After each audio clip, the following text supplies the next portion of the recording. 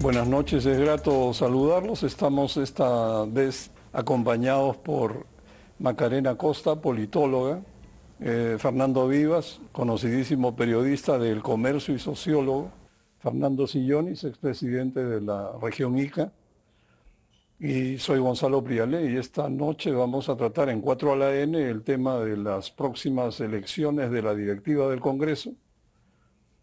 ¿Qué posibilidades hay? ¿Qué puede pasar? Y también la relación entre los poderes del Estado y cómo vemos la gobernabilidad a partir de ahora en adelante, ¿no? Y qué hemos tenido también en el pasado, hasta ahora, bajo este gobierno. Ahora, yo diría para empezar que puede ser que el partidor de las aguas para armar las listas en esta elección sea quienes están a favor y quienes están en contra de la vacancia de Pedro Castillo. Ahora, la no vacancia, me imagino, estaría soportada por APP, Podemos, Los Niños, Perú Libre por sus votaciones anteriores. Perú Libre y sus desmembramientos, ¿no? Porque se ha partido en varios pedazos. Pero sin embargo, en la elección de la mesa podrían no ir en bloque y no sé qué cambiaría después. Por otro lado, esta puede ser una elección peleada, ¿no? Los votos de Camones y Echaíz, candidatas mencionadas, son, me parece que casi los mismos. Salguana tendría otro soporte detrás y quizás el apoyo de los castillistas que se desmembraron del partido de Lápiz y de los niños de Acción Popular. Ahora, ¿por dónde irá la nueva mesa? Más hacia la izquierda, más hacia la derecha. Y por último, escuché hace pocos días que Renovación Popular piensa correr por su cuenta y no sé qué efecto podría tener esto. Y finalmente, ¿es exagerado o no, Fernando, para empezar, además de lo mencionado, creer que el próximo presidente del Congreso puede ser presidente del Perú? No, no es exagerado, ¿no? Depende de la fuerza que ya es escasa y no sabemos cómo será en el caso de la caída, ya sea por vacancia o por renuncia de Pedro Castillo, qué fuerza tendrá la señora Dina Boluarte, tan identificada con esta gestión, como para sostener el cargo y no dar un paso al costado, que sería lo más aconsejable para facilitar una salida política, porque quien sea que esté en el Congreso va a tener ya un mínimo consenso que no tiene la señora Dina Boluarte, que es el de las fuerzas que lo han o la han elegido para presidir el Congreso. Entonces, ante esas circunstancias, de pronto la señora Boluarte dice, lo más digno para hacer es contribuir a una salida política y renuncio. Ese es, digamos, el wishful thinking de quien sea que sea elegido para el Congreso, ¿no? ¿Quién va a ser? Hay una suerte de pacto que hasta ahora las fuerzas políticas dicen que lo van a honrar, que fue un pacto primero de palabra entre APP y AP, Alianza por el Progreso y Acción Popular. Que ya este año les toca a ustedes, Acción Popular, en virtud de lo cual María del Carmen Alba es presidente, y el próximo año ustedes, Alianza para el Progreso. Entonces ese pacto, que las otras fuerzas fueron testigos, se está honrando y por eso se dice que el candidato lo va a poner APP. Gladys Echaíz, o Eduardo Salguana o Lady Camones. Esos son los tres candidatos fuertes. Roberto Quiabra un poco salió del mapa, pero era un candidato interesante. Para mi gusto, mucho más interesante que Gladys Echaíz. ¿No encontró apoyos o no buscó apoyos? Lo fue el año pasado. Él era el candidato de Alianza por el Progreso el año pasado, a pesar de no ser militante de Alianza para el Progreso, de no ser del partido. Pero tenía apoyos en las mismas fuerzas que ahora apoyan a Gladys Echaíz. Pero Acción Popular hizo una maniobra interesante y hábil. Habló con Perú Libre para que Perú Libre esté en la mesa directiva, cosa que no querían los otros. Y Acción Popular les dijo a los otros, si no escogen a mi candidata, que era María Carmen Alba, vamos con Perú Libre. Entonces, ante el miedo de salíamos de esta elección de 3 vueltas, de lo de las alegaciones de fraude, ¿no? El negar a Castillo era tal que el miedo a que la mesa directiva incluyera a Perú Libre fue tal que Alianza por el Progreso y todos dijeron ya, vamos con ustedes a la presidencia, le dijeron a Acción Popular. O sea, Acción Popular manejó hábilmente la amenaza de, pues nos vamos en la mesa directiva con la izquierda, ¿no? Y por eso tenemos la mesa que tenemos ahora. Y Macarena, ¿tú cómo ves esto? Bueno, de hecho me parece interesante lo que menciona Fernando sobre la anterior elección de la mesa directiva, porque de hecho las bancadas votaron de manera mucho más cohesionadas. En este casi año que lleva el Congreso en funciones, hemos podido ver cómo las bancadas se han venido atomizando. En el caso de Perú Libre se han dividido en unas 4 bancadas. Y en el caso pues de Acción Popular, si bien no se han dividido, podemos claramente identificar diferentes facciones, ¿no? Entonces creo que podemos decir que si algo caracteriza a este Congreso, es que se ha podido sacar algunos temas, ha sido a partir de la generación de consensos individuales, no a partir de la generación de consensos institucionales. Entonces sí creo que esta negociación para la mesa directiva que viene va a ser una negociación bastante más difícil, que implica hacer ese trabajo de hormiga, de hablar uno a uno con los políticos y ver cuál es su posición. No se puede confiar tanto, salvo en algunos casos, ¿no? Como quizás Fuerza Popular, Renovación Popular, lo que es ahora Perú Libre. Se puede contar en que estas bancadas voten como bloque, pero sí es muy importante que se tomen en cuenta las facciones que existen dentro de cada bancada. ¿Crees que Acción Popular votaría como bloque? No. No. Okay. No.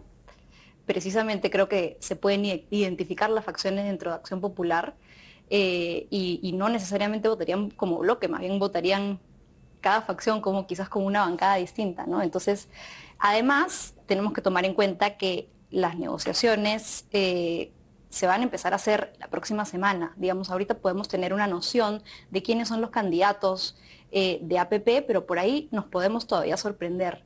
Entonces, va a ser una semana, pues, bueno, muy interesante y de mucho trabajo político por parte de las bancadas, y va a haber que ver muy de cerca cómo es que se hace esa negociación política para llevar finalmente a un consenso. Porque, perdón, efectivamente, y no lo podemos negar, detrás de todas las cabezas, tanto de los ciudadanos como de los propios parlamentarios, está este nuevo hecho que el próximo presidente o presidenta de la mesa directiva puede efectivamente llegar a tener que tomar las riendas del país, puede tener que llegar a ser presidente del Perú, y para eso hay que tener muñeca política. Entonces, sí creo que hay varios elementos que se tienen que tomar en cuenta a partir de esta nueva consideración, ¿no? Y creo que es algo que tanto los parlamentarios como los ciudadanos estamos tomando muy en cuenta ahora. Por eso estamos tan al tanto de la elección de la mesa directiva, que nunca antes ha sido tan noticiosa, ¿no? Como comentaba Fernando hace un ratito. Fernando, ¿tú cómo ves esto? Sí, pues yo reconozco en Fernando una persona muy calificada para opinar respecto de la elección de la mesa directiva, como periodista del comercio, y muy objetivo, muy analítico de esta situación, y Macarena lo estoy observando en su primera intervención.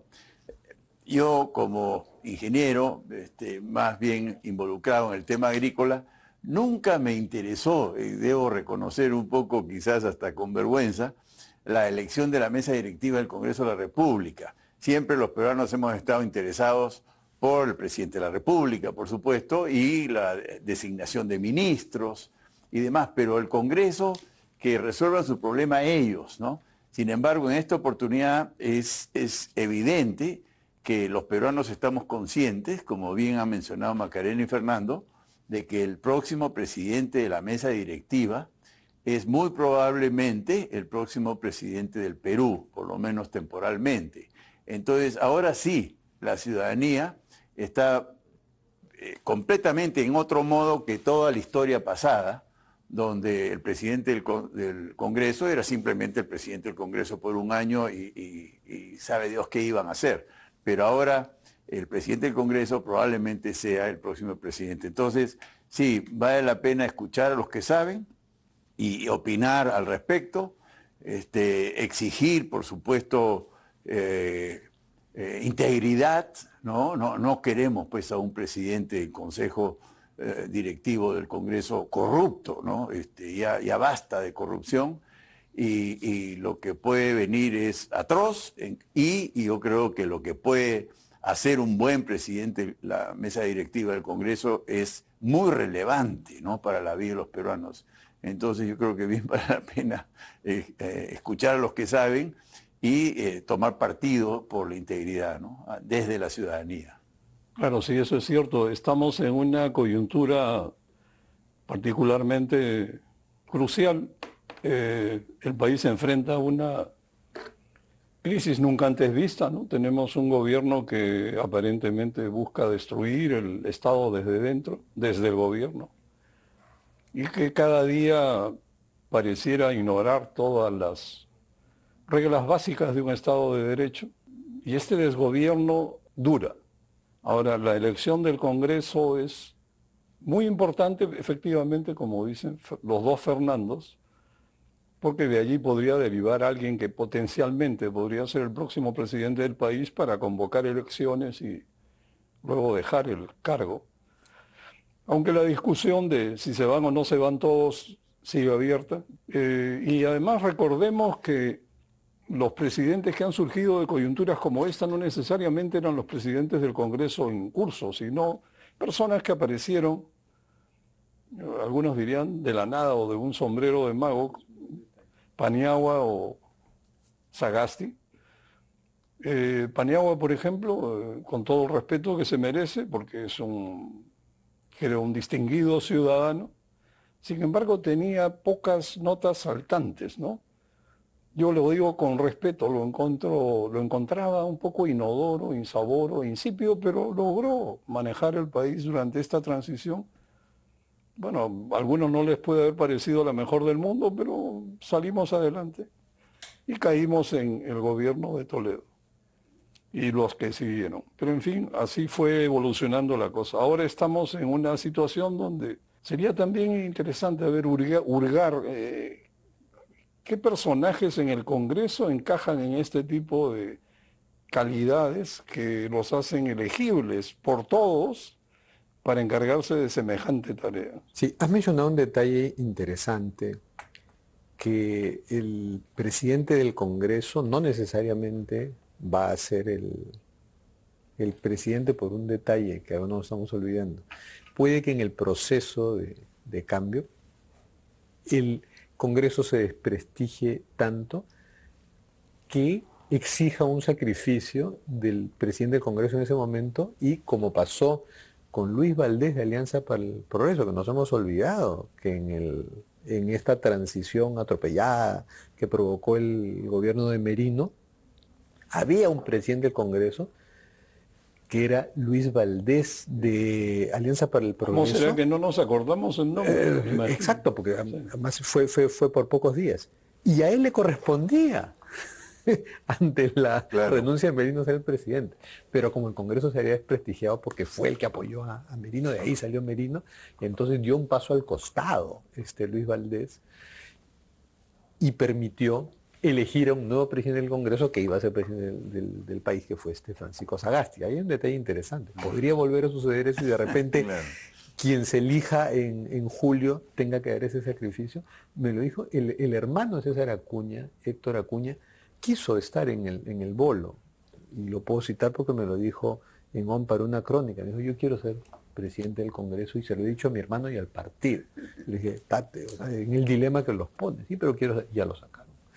Ya lo sacaron del bolo. ¿Sí? Y me dijo esto: además, como que una de mis ofertas políticas sería que si llega el momento en que yo pudiera ser presidente del país, doy un paso al costado. Pero fue interesante este razonamiento, ¿no? Pero tanto nepotismo bordearía ya con el ridículo casi, ¿no? Demasiado exagerado. Yo creo que en el partido, hermano y partido y bancada se lo hicieron saber. Se lo hicieron saber, y ha dado un paso al costado ya, porque no lo veo que figure en el bolo, ¿no? Entonces, hay esas posibilidades, y yo creo que pero hay algo que me motivaba a decir la intervención de Macarena, cuando sí, pues hay que hacer mucho trabajo político, persona por persona, curul por curul, porque hay esta disgregación, esta falta de disciplina entre las bancadas, están llenas de facciones, y más que de facciones, de voluntades individuales. Pero hay un seguro institucional en esto, que es que nadie puede ser candidato a la mesa directiva si no lo propone su bancada. Eso es bueno. Y eso deja pues en la anécdota y en el ridículo mayor que el de Acuña, que creo que Héctor Acuña más dignamente se ha retirado. Chabelita, la de Juntos por el Perú, que se lanzó, pero era una farsa, porque su bancada no estaba de acuerdo, nunca estuvo de acuerdo, menos aún ahora que se sabe que presentó un escrito defendiendo a los niños, ¿no? Como diciendo, ellos me van a votar por mí. Pero tienes que presentarte tu bancada jamás la va a presentar. Entonces no existe el que se lance solo. Ese es un seguro institucional. Y lo otro, con esto acabo, es que hay una peculiaridad en la elección, que es no muy institucional, más bien favorece a las conciencias y sorpresas individuales, que es la única votación secreta del Congreso. La votación por la mesa directiva es secreta, es con ánfora. Entonces, por allí... Mostrando el papel. Algunos piden que, pero eso serán las grandes bancadas disciplinadas, pues, ¿no? Los compañeros y otros. Entonces, ahí pueden haber sorpresas. Y por eso algunos están, como se presume que va a haber una lista única, que es la de esta coalición, con APP a la cabeza, si hablan con la izquierda, les proponen cosas para que veladamente voten por ese candidato, ¿no? Bueno, ¿y qué pasaría, Macarena, especulando un poco, si se lanzan un par de candidatos que debieran tener los votos de APP y compiten entre ellos, digamos, Camones y Salguana? Suena medio pero institucionalmente no pueden. ilusional, no podrían hacerlo. No pueden porque la bancada tiene que proponer un candidato. Correcto. Lo que sí pueden es competir dentro de la misma coalición opositora, ¿no? Eso es sí. Lo que pasó la vez pasada. Claro. Hubo una lista de las bancadas opositoras unidas y hubo una lista aparte de Renovación Popular.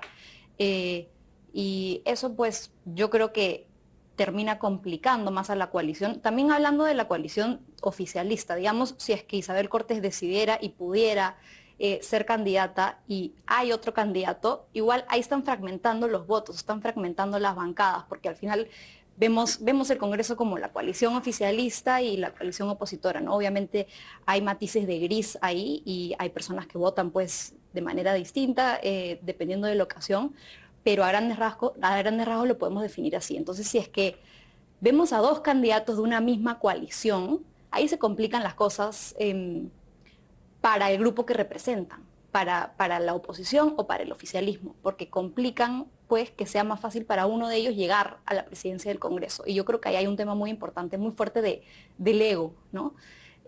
A veces en este tipo de temas uno tiene que decir qué puedo hacer, qué es lo que más le conviene a las personas que represento, a mi bancada, para el momento político que vivimos.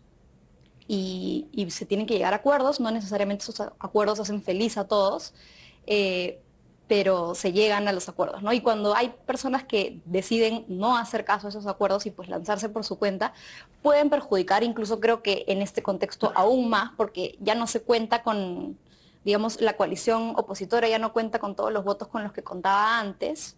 Creo que se podría perjudicar esa lista.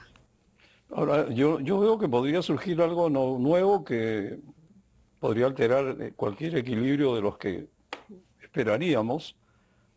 Si Renovación Popular lanza su lista o decide no votar, como lo anunció hace pocos días el congresista Montoya, no votar por APP, esos 9 votos le quitarían la cantidad de votos necesaria para tener la mayoría suficiente para elegir la nueva directiva, y APP podría haberse forzado a combinar partidos de derecha con partidos o movimientos o pedazos de movimientos de izquierda.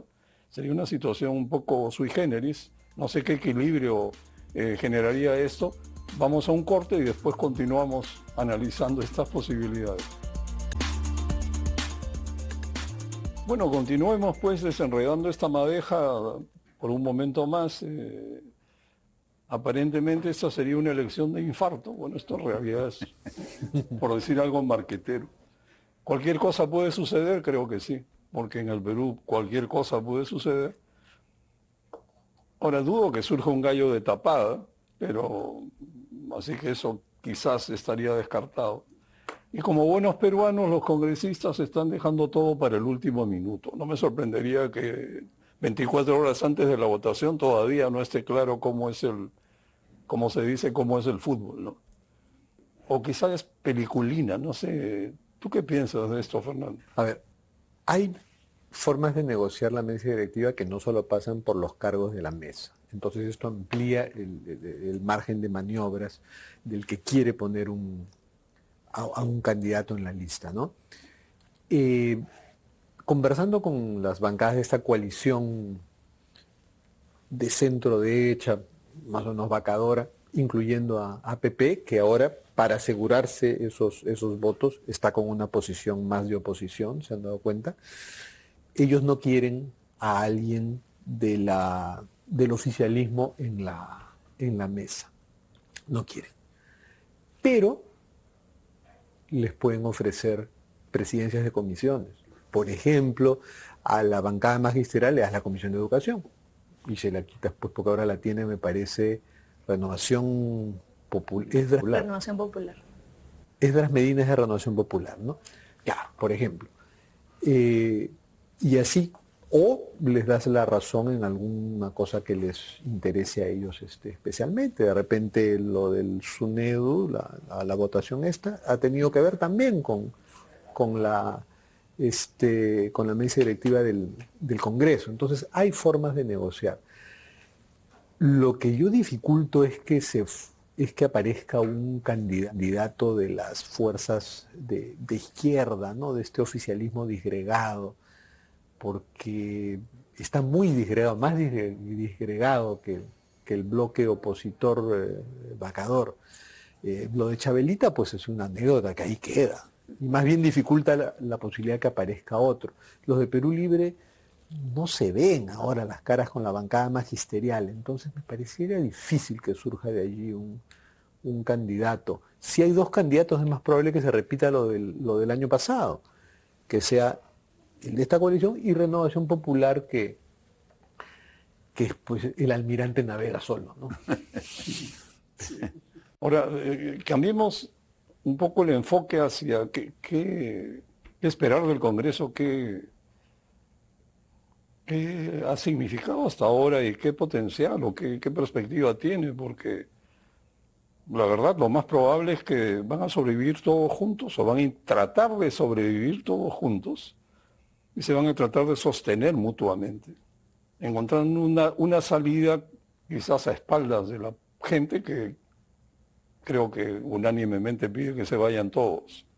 Entonces, ¿cómo puede desenvolverse la vida del Congreso el próximo año congresal en medio del rechazo que se han ganado de la ciudadanía? ¿Tú cómo ves esto, Fernando? Oye, yo estoy confundido con el rechazo de la ciudadanía respecto del Congreso, tú sabes. Soy testigo de la opinión mayoritariamente adversa, pero yo creo que es producto de la individualización de un organismo como es un Congreso, ¿no? Porque yo particularmente he visto en el Congreso, que realmente generó muchas preocupaciones, por lo menos a mí, sorprenderme favorablemente, ¿no? Que este Congreso, con todos los vicios y atributos que tiene, que haya de alguna manera impedido la convocatoria a una asamblea constituyente a la bruta, como se pretendía, ¿no?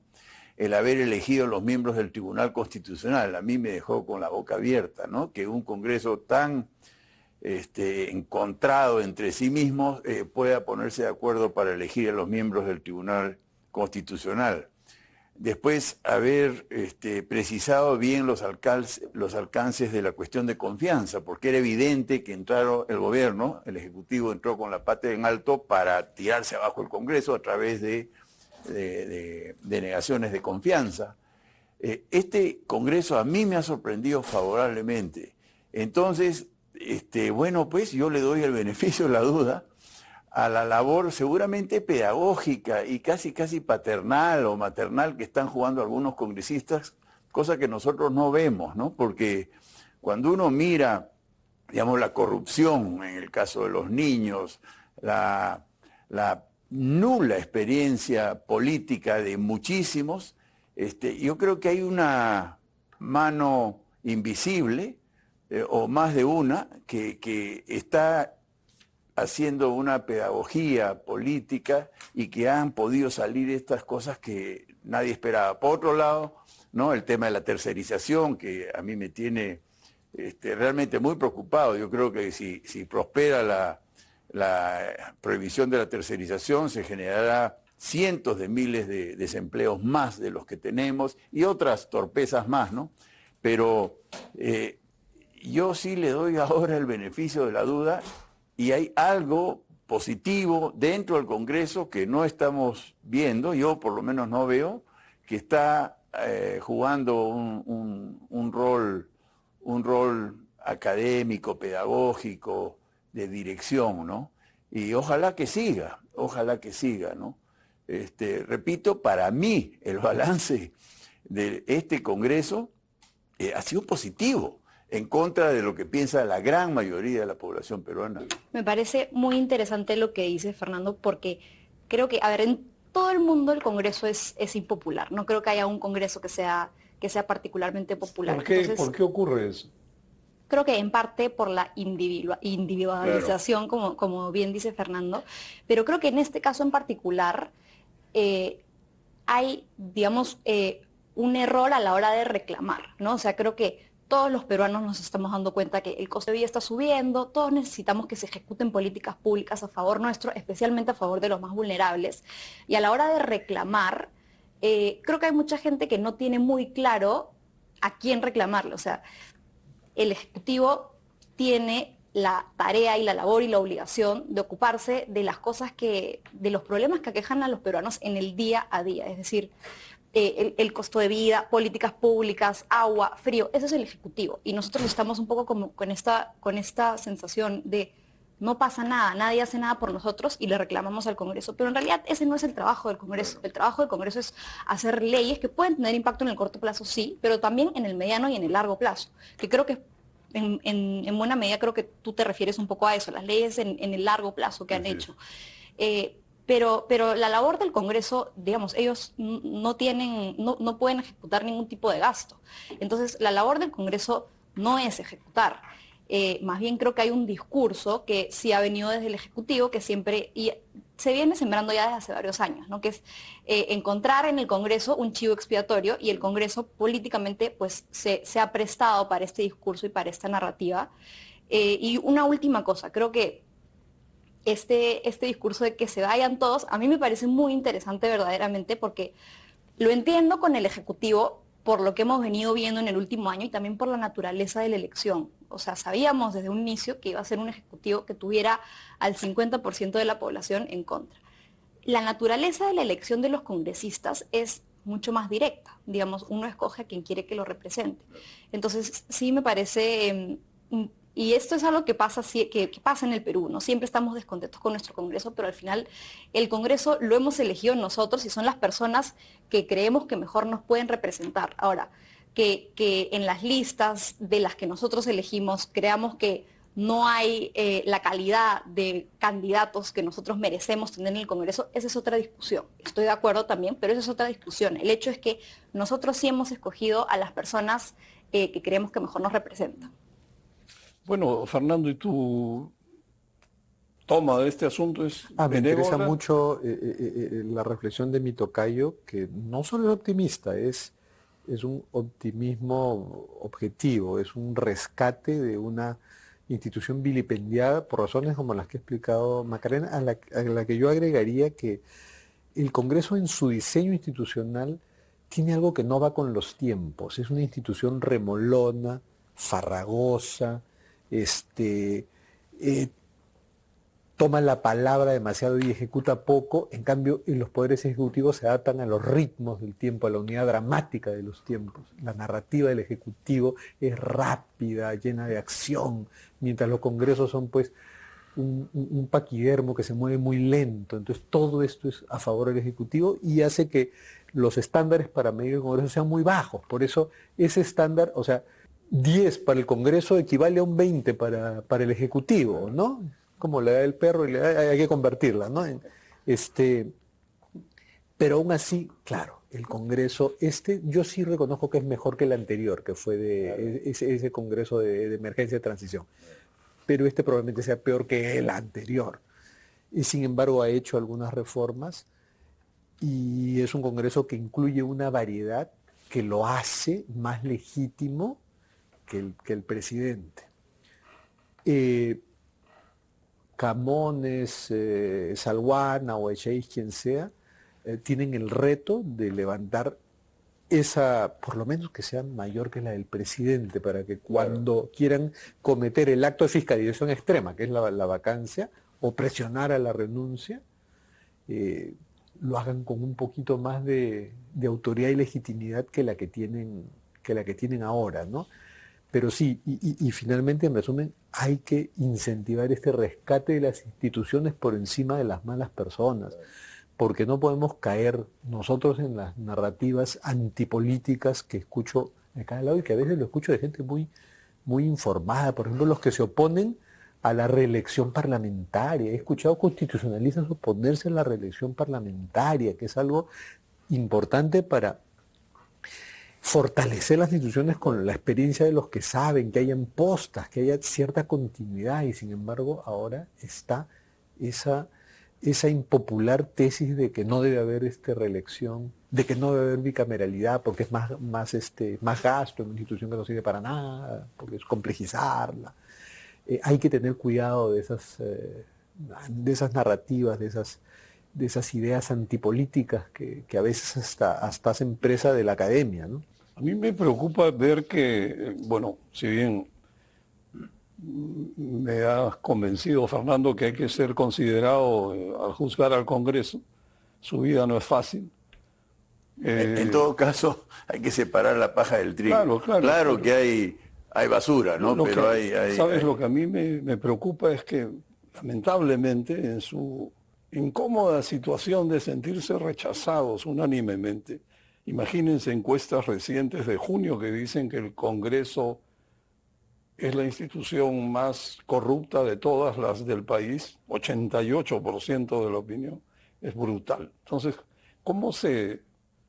su mecanismo de defensa es dictar leyes populistas, que tienen más de 100 votos.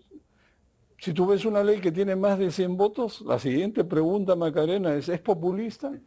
9 de 10 son populistas, pero populistas a la bruta. Esta devolución de fondos de SUNEDO genera un hueco fiscal que no lo va a tapar ni... Fonavi. Perdón, de Fonavi. Tienes razón. Ese hueco no lo tapa nadie. La tercerización no terminan de derogarla, es una ley nefasta que hay que derogar y el Congreso puede hacerlo. Esta semana aprobaron no sé, pues le han dado luz verde a estas universidades que regalan títulos de doctores o los venden, y que además están controlando el Congreso. Esa es la mayor paradoja. Yo diría, para hacer una especie de figura, quizá la gente ve que el Ejecutivo hace como que gobierna y el Legislativo hace como que fiscaliza. Entonces, ese es el equilibrio que estamos viviendo y las consecuencias son duras. Ahora, ojalá el Congreso fuera una torre de marfil, ¿no? Bueno, sería interesante tener gente muy ilustrada conduciendo al país, aunque a distancia. Pero no, más bien yo lo veo como una olla de grillos, ¿eh? Donde en una burbuja alejada de la realidad cocinan acuerdos y el descontento de la ciudadanía crece y sigue creciendo, ¿no? Lo que más impacta, yo creo, al sentimiento ciudadano es que sienten o notan que se blindan entre ellos, ¿no? El famoso toronguismo, y que pasan por agua tibia sus faltas, ¿no? Eso es lo peor que pueden hacer. Ojalá sancionaran a alguien y la opinión pública creo que cambiaría radicalmente, pero no lo hacen. Ahora, Fernando, ¿tú crees que el próximo Congreso tiene la posibilidad de encontrar su rumbo o vamos a estar enfocados en el tema de cómo se soluciona el asunto de la vacancia? ¿Ese va a seguir siendo uno de los temas? En estos momentos el Congreso responde a mucho de lo que tú dices, ¿no? este empate de mediocridad o de complicidad en un status quo donde la corrupción ha avanzado demasiado, ¿no? Fíjense, no solo lo dicen los que opinamos o algunos políticos, es hipótesis del Ministerio Público. Sí. Es que la mafia, liderada presuntamente por el presidente de la República, incluye a 5 congresistas, o 6, llamados los niños, ¿no? O sea, es hipótesis del Ministerio Público que el Congreso está metido en la mafia y por eso en parte se explica la continuidad de este régimen, ¿no? O sea, es hipótesis criminal, penal. Entonces, eso explica mucho de lo que tú dices. Pero llegada la hora en la que las circunstancias obliguen a ciertas definiciones políticas, yo creo, más que el toronguismo, pesa la necesidad de supervivencia con un poquito, no de largo plazo, que es mucho pedir, pero de mediano plazo, y ahí hasta los niños van a votar contra el presidente o contra el oficialismo, porque ahí es donde se juegan el pellejo y más allá del corto plazo. Lo hemos visto, ¿no? Lo hemos visto. O sea, llegados ciertos momentos, la institución está por encima de los malos personajes. Confiemos en que eso suceda llegados a ciertas circunstancias. Ahorita están más bien mirándose el ombligo porque van a renovar su mesa directiva, y hay algunos con un pensamiento un poco de corto plazo, porque, saben, vamos a poner al presidente de la República, entonces, ¿qué nos conviene? ¿Cómo ha funcionado María Carmen Alba? Mal, pues. No ha funcionado bien, y además, y esto es algo que lo digo, más allá de sus méritos, se prestó para encarnar esa división que fue muy rentable a Palacio de Gobierno, que fue, contra un presidente que representa al campo y al ande postergado, la pituca limeña, entre comillas. No la estoy definiendo, no es un juicio de valor sobre ella, sino sobre la caricatura que ese contraste implicó. Yo creo que por eso soy de la tesis que le convendría al Congreso poner por delante su componente más regional y evitar que esa polarización tan manejada, porque eso sí lo ha manejado este gobierno, de Lima versus ¿Y resto encuentras del que país, ¿no? Camones y Salguana serían indistintos, dado que son ambos Bueno, de la región? Salguana es de Madre de Dios y Lady Camones de Ancash, ¿no? O sea, digamos, más cerca del Ande está, geográficamente no, pero digamos en términos de postergación, más cerca del Ande está, más cerca de la postergación está Madre de Dios que Ancash, ¿no? Pero los dos son de regiones, los dos traerían un mensaje distinto al de Gladys Echaíz, que todavía está en la burbuja, gran burbuja, pero burbuja limeña. Esas cosas puede que pesen a la hora de la hora, ¿ah? Son 70 congresistas de regiones, más o menos, de 130, y ellos van a tomar la palabra en algún momento, pero no los conocemos lo suficiente. Ese es un problema también de los medios, que debiéramos darles más voz para conocer a esos que representan a la mayoría del país, ¿no? Todas esas cosas se van a jugar, yo creo, en la elección de esta mesa directiva. Fernando, yo quiero recoger algo que tú dijiste, que es el tema de este congreso, es que es el primer congreso en realidad en el que no hay reelección, ¿no? Desde el referéndum que votamos en el 2018. Entonces, todos los congresistas, salvo algunos pocos que han sido congresistas en periodos anteriores, todos los congresistas son nuevos. Entonces, hay un nivel importante de amateurismo que al final ha tenido un precio, ¿no? ¿Por qué? Porque hay una curva de aprendizaje, además, bastante importante, que implica ejercer la labor parlamentaria. Aprender, digamos, cómo funciona el procedimiento parlamentario es complicado, es complejo, y mal que bien, nosotros siempre hemos tenido una tasa de reelección muy baja. Había ciertos liderazgos en el Congreso y había políticos que eran congresistas de carrera. Esa es otra cosa, que nosotros un poco que satanizamos el hecho de que los congresistas quieran reinstaurar la reelección. Y al final, ¿saben qué? Es válido querer hacer una carrera política, querer ser congresista por por un buen tiempo, digamos, es válido y no tendría que tener nada de malo que alguien aspire a la reelección.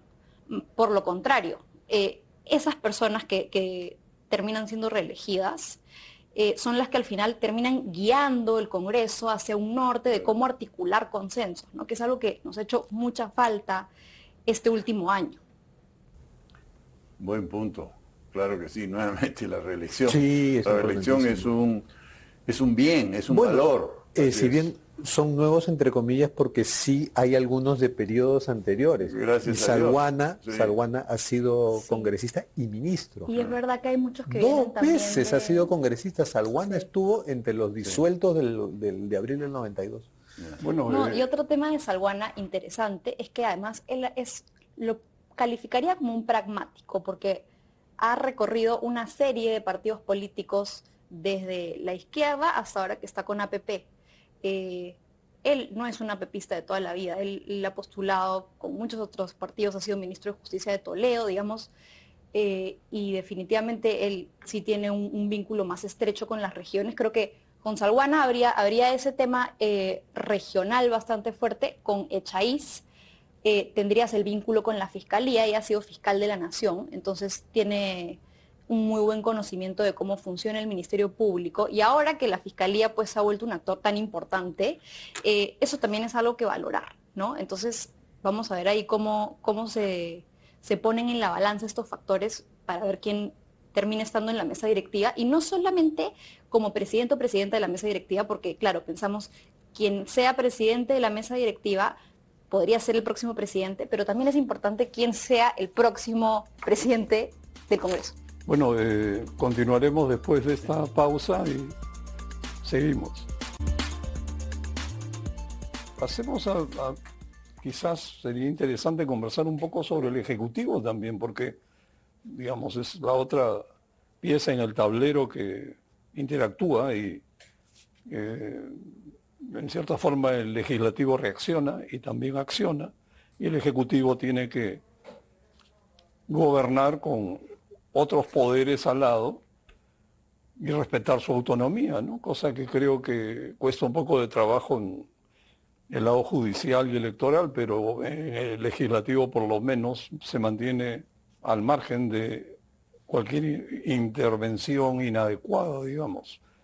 Ahora, yo lo que veo es que tenemos un presidente que ha incorporado, creo que es difícil hacerlo, pero él ha incorporado extravío ideológico, ignorancia, incapacidad para ejecutar, autoritarismo y evidentes signos de corrupción. Es una mezcla potente, creo que difícil de encontrar semejante combinación a menudo. Y todo esto en el marco de un proyecto de país destruido, ¿no? Igualado hacia abajo, empobrecido, que es básicamente lo que ofrece Evo Morales o el chavismo, cosas que hablábamos cuando empezó el gobierno, en agosto, septiembre, cuando Evo visitaba el país cada semana y se repetía la amenaza de ir a una asamblea constituyente para refundar al país. Eso parece que ha quedado atrás, aunque el riesgo está ahí. Sería ahora una ironía que el Congreso, para lograr que pase esta propuesta de bicameralidad más otros cambios, termine convocando un referéndum, que francamente creo que no sería lo más oportuno que pueda ocurrir en el país. No sé cómo ves esto, Fernando. Bueno, dijiste que eso ha quedado atrás, eso que fue el sueño, ¿no? Para algunos, pesadilla para otros. Yo creo que desde que empezó a dibujarse el perfil de Castillo, y esto no va a ser ni chicha ni limonada, este presidente entra con tal debilidad que no va a tener la más mínima capacidad y fortaleza para imprimir a su gestión con algo que parezca un lineamiento ideológico. No va a poder hacer ni una reforma, a lo más desmontar alguna, ¿no? Que es en lo que están embarcados en algunos casos, como lo de la SUNEDO. Y eso es lo que hemos visto, ¿no? Perú Libre sí tenía ese, pero ni siquiera un programa, era un ideario, no lo llevó a convertir en programa porque no tenía cuadros para ejecutar ningún programa, a pesar que le dieron algunos ministerios. Guido Bellido en la PCM es un hombre que no tenía ninguna orientación, terminó siendo un personaje un poco farsesco, como lo es hasta ahora, ¿no? En la PCM no pudo imprimir a su gestión, pero un poco dirigir a otros ministros, ni siquiera algo que tuviera que ver con la ideología. Por ahí alguna gente rastrea, por ejemplo, en Energía y Minas, que era algo que un ministerio que les interesó a Perú Libre, cierta voluntad de nacionalicemos recursos naturales como se ha pretendido en otros países, y una empresa nacional del gas, una empresa nacional del cobre, nacionalicemos la Bama, cosas así. Pero cuando se dieron cuenta todo lo que implicaba eso, pues ni lo entendían ni tenían la fortaleza para hacerlo. Entonces, no hemos tenido ningún programa, ninguna ideología. O sea, Castillo es más bien es la suma de carencias que de intenciones. Y eso es lo que estamos viviendo, y eso es lo que el cálculo es que podría acabarse pues en unos pocos meses, tal vez después de las elecciones regionales. Sí. Si es que se cumple, ¿no? Aquello de lo que estamos hablando. A menos que los consejos de ministros descentralizados, esa parodia de consejos de ministros y la oferta de obras en cada lugar que han visitado le dé frutos y terminen ganando algunas gobernaciones en las Le ha dado próximas algunos elecciones. frutos para mantener la aprobación más alta de lo que uno pensaría con todo el descrédito que hay, ¿no? Yo creo que han manejado bien esto bien para su provecho, que es un provecho desinstitucionalizador, esta diferencia de Lima con el resto del país. No, con el Consejo Centralizado La han remarcado, doy ¿no? prueba de que estoy gobernando para ese país postergado y no para Lima, ¿no? Y otra Eso cosa, puede imagínate, funcionar. ganaron varias regiones con 80 o 85, 90% de los votos. Bueno, merman, ok, pero pueden ganar con 51 igual. Es una caída fuerte respecto a lo que tuvieron en la presidencial, pero basta para capturar gobernaciones. Fernando, tú que conoces a fondo el tema, esta propuesta de la segunda reforma agraria, que quizás es lo más sonoro que ha hecho ese gobierno, realmente ¿a qué conduce? ¿Qué ha significado?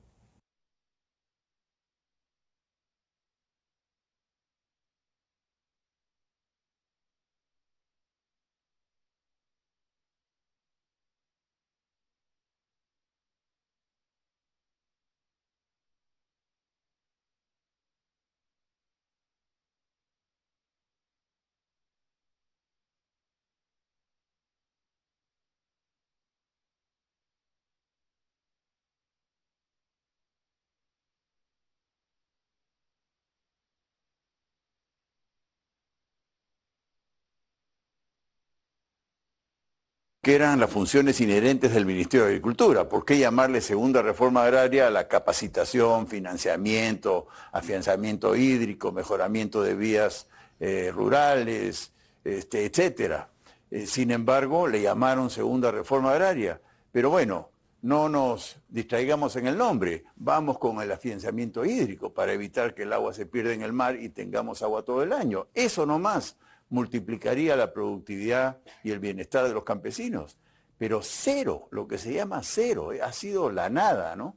Entonces, como muchas cosas en realidad de este gobierno, insisto, más que inoperante, más que extraviado ideológicamente, corrupto. Yo creo que la corrupción, y esa es mi experiencia que traigo a esta mesa desde ICA, la madre del cordero es la corrupción, ¿no? Cuando uno es corrupto, todo lo demás calza, la inoperancia, la demagogia, la crueldad en la salud pública, por ejemplo. Eso no es crueldad, eso es corrupción, ¿no?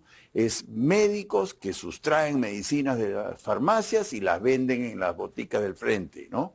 Es médicos que abandonan el hospital, abandonan a los pacientes para atender en sus clínicas privadas. Es corrupción, la madre del cordero se llama corrupción. Y por eso no quiero dejar de mencionar, porque en estos 4 de la N tengo que hablar de propuestas, la prensa.